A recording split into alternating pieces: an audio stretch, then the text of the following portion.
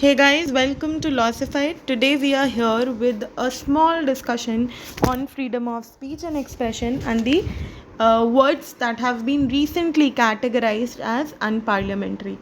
तो MP CJ का exam mains का बहुत करीब आ रहा है. इसमें एस्से के कुछ टॉपिक्स एस्से 40 मार्क्स का आता है जो कि काफ़ी ज़्यादा वेटेज है. तो इससे रिलेटेड हमने कुछ एक वीडियो डाला था जिसमें हमने उसके टॉपिक्स बताए थे. तो उसमें से कुछ टॉपिक्स जो ज़्यादा ज़्यादा इम्पॉर्टेंट हैं या ज़्यादा चांसेस है जिनके आने का, उनका we are having a small discussion जिससे आपको एस्से में कुछ लिखने के लिए पॉइंटर्स हो जाए और एक क्विक रिविजन हो जाए. तो विदाउट वेस्टिंग योर टाइम आगे बढ़ते हैं. हम लोग आज डिस्कस करेंगे freedom of speech and expression और जो एक रीसेंट इवेंट हुआ है, कुछ वर्ड्स को अनपार्लियामेंट्री डिक्लेयर कर दिया गया है, उनके बारे में we will have a small discussion. So let's move ahead.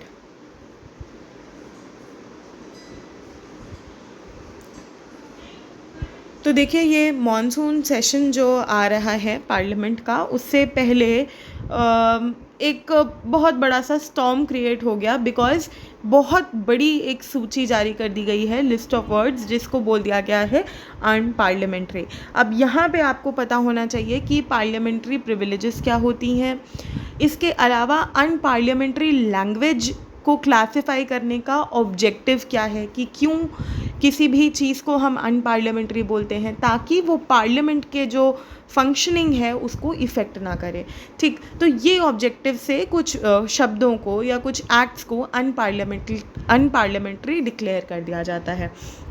तो अब क्या हुआ है, बहुत बेसिक वर्ड्स लाइक जुमला जीवी, बाल बुद्धि, कोविड स्प्रेडर, चलो जुमला जीवी इज़ ओके, लेकिन कोविड स्प्रेडर जैसे वर्ड्स, फिर इसके अलावा शकुनी, तानाशाह, तानाशाही, जयचंद, इसके अलावा मोहम्मद गौरी, विनाश, पुरुष, पुरुष तक देखिए, जुमला जीवी, बाल बुद्धि, मतलब ये सब वर्ड्स जो आम रोज़मर्रा की भाषा में नौटंकी जैसे हो गया, चमचागिरी, अपमान, तो ये सब जो रोज़मर्रा की भाषा में इस्तेमाल करने हुए वर्ड हैं, उनको तक अनपार्लियामेंट्री डिक्लेयर कर दिया गया है.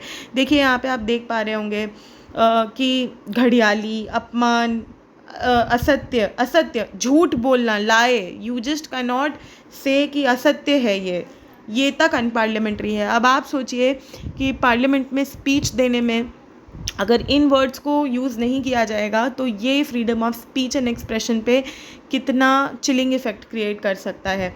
अहंकार, कालाबाजारी, ब्लड शेड, विश्वासघात, बेट्रेयल और डिसग्रेस, डंकी, ड्रामा, आई वॉश, फज, हुलिगनिज्म, हिपोक्रेसी, मतलब हिपोक्रेसी से बहुत जैसा बेसिक वर्ड, इनकॉम्पिटेंट, मिसलीड, लाए, अनट्रू, गूंज, अनार्किस्ट, मतलब इनकॉम्पिटेंट, और सेक्सुअल हरासमेंट जैसा वर्ड. मतलब सेक्सुअल हरासमेंट इतना बड़ा प्रॉब्लम है, इसके बारे में डिस्कशन होना चाहिए, लॉज बनने चाहिए, डिबेट्स होनी चाहिए, और पार्लियामेंट ने सेक्सुअल हरासमेंट जैसे वर्ड को अनपार्लियामेंट्री, मतलब गवर्नमेंट ने इस इम्पॉर्टेंट वर्ड को तक अनपार्लियामेंट्री बता दिया है.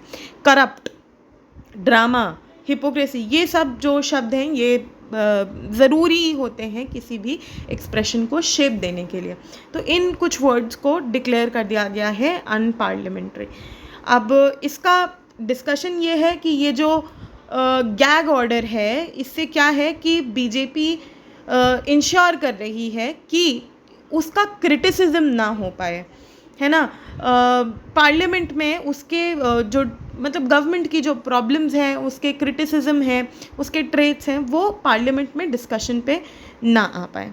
और चूँकि पार्लियामेंट में डिस्कशन में नहीं आएगा तो हमें पता है कि पब्लिक में भी ऐसे हाईलाइट नहीं होगा, क्योंकि हम तो देखते हैं ना पार्लियामेंट की प्रोसीडिंग्स, तो we can see on the TV. एक चैनल है, डेडिकेटेड चैनल, तो उस पर हम देख सकते हैं. पहले 2 अलग अलग चैनल हुआ करते थे, लोकसभा और राज्यसभा टीवी. अच्छा, अब इसका रेलेवेंस क्या है, तो हम इसके रेलेवेंस में अगर इससे रिलेटेड कुछ भी आता है तो आर्टिकल 19(1)(a) का डिस्कशन करना बहुत ही ज़्यादा ज़रूरी है, कि कैसे right to freedom of speech and expression एक बेसिक ह्यूमन राइट है, और साथ ही में बेसिक ह्यूमन राइट है यूडीएचआर में, ICCPR में, हर जगह freedom of speech and expression को बेसिक ह्यूमन राइट बताया गया है. लेकिन इस तरीके के मूव से आर्टिकल 19(1)(a) को बहुत ही ज़्यादा इफ़ेक्ट पड़ने वाला है। आर्टिकल 19(1)(a) इसलिए भी इम्पॉर्टेंट है बिकॉज हमारे प्रियम्बल में भी, मतलब आप अगर कॉन्स्टिट्यूशनल जूरिस्प्रूडेंस समझें, कॉन्स्टिट्यूशनल ऑब्जेक्टिव समझें, तो हमारे प्रियम्बल में भी कहा गया है कि इंश्योर किया जाएगा कि there is liberty of thought and expression.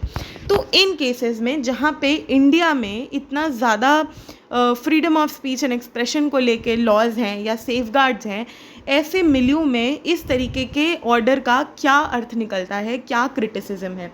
तो इस तरीके से हम आर्टिकल 19(1)(a) पे प्रॉपर डिस्कशन कर सकते हैं और हाईलाइट कर सकते हैं कि ये जो मूव है सरकार का, ये किस तरीके से आर्टिकल 19(1)(a) के कॉन्ट्रवेंशन में है।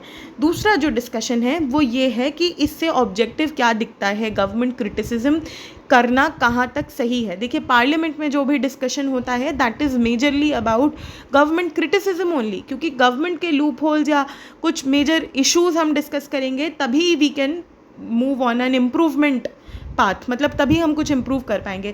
तो जिस तरीके का ये ऑर्डर नज़र आ रहा है, इससे ये दिखता है कि इस ऑर्डर से गवर्नमेंट क्रिटिसिज्म काफ़ी कम हो रहा है, और क्या गवर्नमेंट क्रिटिसिज्म का हमारी डेमोक्रेसी पे एक हेल्दी असर पड़ रहा है या नहीं। तो ये एक छोटा सा डिस्कशन है और इससे आपको कुछ हिंट मिल जाती होगी कि freedom of speech and expression से रिलेटेड कैसा ऐसे आ सकता है। That's it, bye bye, thank you, happy learning, all the very best for your upcoming exams. Thank you.